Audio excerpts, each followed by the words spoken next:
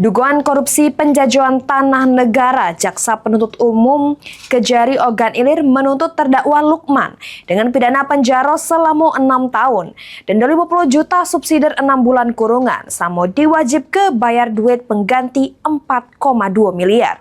Yang kalau tidak terbayar diganti penjara selama 2 tahun.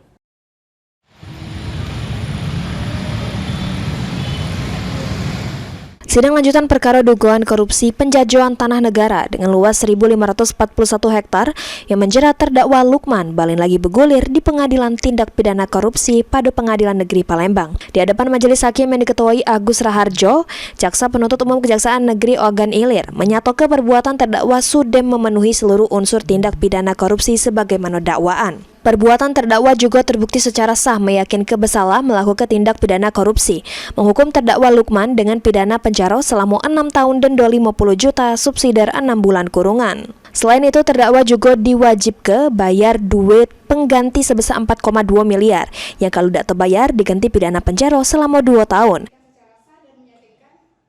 Menjatuhkan pidana terhadap terdakwa Lukman bin Abdul dengan pidana penjara selama 6 tahun dan denda sebesar 50 juta rupiah dengan ketentuan apabila terdakwa tidak membayar denda maka harta kekayaan terpidana disita dan dilelang oleh jaksa. Apabila tidak mempunyai harta yang cukup untuk membayar denda dipidana dengan pidana penjara selama 3 bulan.